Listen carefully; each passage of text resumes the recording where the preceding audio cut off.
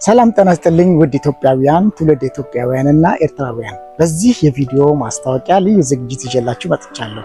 ናትናኤል እባላለሁ።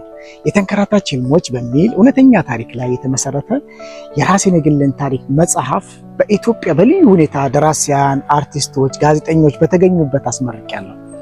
መጽሐፉን ለመጻፍ ያነሳሳኝ ምክንያት እንደ አውሮፓ አቆጣጠር 2017 ላይ ከፍተኛ ቁጥር ያላቸው ስደተኞች እኔ ከምሰራበት የሶሻል መስሪያ ቤት መምጣታቸውን ተከትሎ ነበር። በወቅቱ የነበሩት አፍሪካውያን ስደተኞች ኢትዮጵያን ጨምሮ በመንገድ ላይ ያሳለፉት ሰቆቃ፣ መከራ የኔን ህይወት ታሪክ አስታወሰኝ። እኔም በአንድ ወቅት የዚህ ገፈት ቀማሽ ነበርኩ። ለምሳሌ በእኔ ግለ ታሪክ በስደት ያበቀኝ ዋነኛው ጠላቴ ድህነት ነበር። እናቴን ለመርዳት ያልፈነቀልኩት ያልቆፈርኩት ጉድጓድ የለም። በመጨረሻም ድህነትን ለማሸነፍ የወሰድኩት እርምጃ ህይወቴን አደጋ ላይ በመጣል መሰደድን ነበር።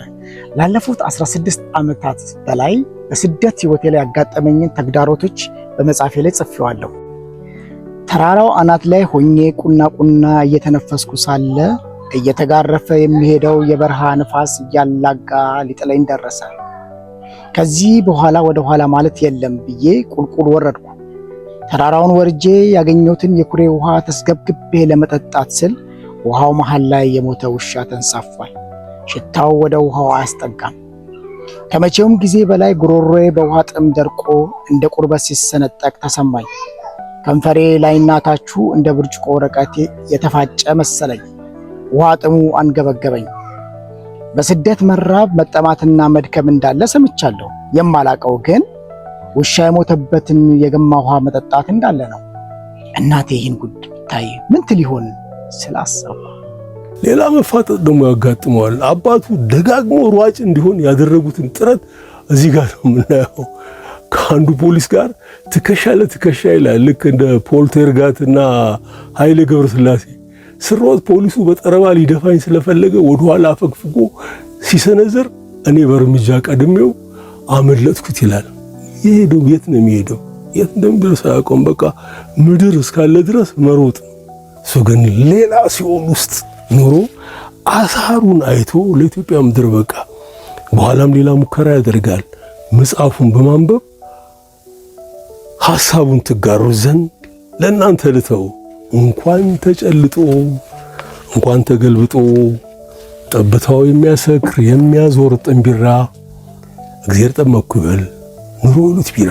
ይህ ሰው ፖድካስት ነው። በጣም ተወርውሬ ከተራራው ወጥቼ ከተራራው ላይ ወርጄ ተወርውሬ ውሃው ጋር ልስደርስ ትልቅ የሞተ ውሻ ያንን የዛንን አስከፊ የስደት ታሪክ ጻፍኩ። እውነተኛ ታሪክ ላይ መሰረት አድርጎ የተጻፈ መጽሐፍን ደግሞ መነሻ በማድረግ ባልደረባችን መለሰ ምትኮ አንድ መሰናዶ አዘጋጅቼላችሁ ብለውናል። እሱን ደግሞ ተከታትለን መልሰን እናገኛቸዋለን። የዛሬው ባለ ታሪካችን ስለ ህይወቱ ውጣ ውረድ በብዕሩ እንዲህ ከትቦታል።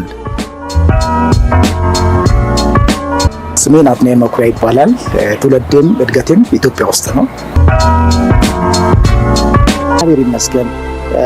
እናቴም አባቴም በምርቃት ላይ ተገኝተው አይተዋል። ለኔ ትልቅ ክብር ነበር። ትልቅ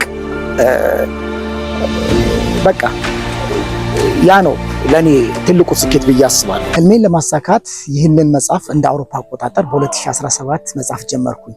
ከ8 ዓመት ድካምና ብዙ ወጪ በኋላ ተሳክቶልኝ ለህዝብ ንባብ አብቅቻለሁ። ከዚህ ምርቃት በኋላ ይህንን ድል በመላው ዓለም እየተዟዟርኩኝ ከወገኖቼ ጋር ለማስመረቅ ማሰብ ጀመርኩኝ። በሚቀጥለው ወር በ7ኛ ወር ማለት ነው 2025 እሁድ ቀን ከ17 ሰዓት እስከ 19 ሰዓት በኮሎን ከተማ የመጀመሪያው ምርቃት ለማድረግ በዚህ በልዩ ስፍራ እየተዘጋጀን እንገኛለን። በዚህ ልዩ ዝግጅት ላይ በዕለቱ ተጋባዥ እንግዶች ይኖሩናል። የሻይ ቡና ጊዜ ይኖረናል። የግጥም ጊዜ ይኖረናል። የህፃናት መጫወቻ ቦታዎች እንደምታዩት እዚህ በየቦታው ላይ አለ። ቴኒስ አለ፣ እግር ኳስ አለ። እንዲሁም ደግሞ ልጆች እዚህ እየተዟዟሩ በመላው አካባቢ ላይ መጫወት ይችላሉ ማለት ነው። በዕለቱ የዚህን የመጽሐፍ ምርቃት ዝግጅት በተሳካ ሁኔታ ከእናንተ ጋር ለማክበር አጠናቀን ተዘጋጅተን እየጠበቅናችሁ እንገኛለን።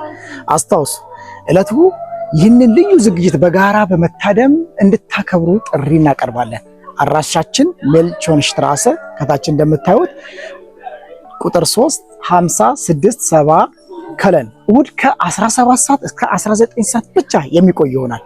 እስከዚያው መልካም ጊዜ እየተመኘው ተሰናበትኩ።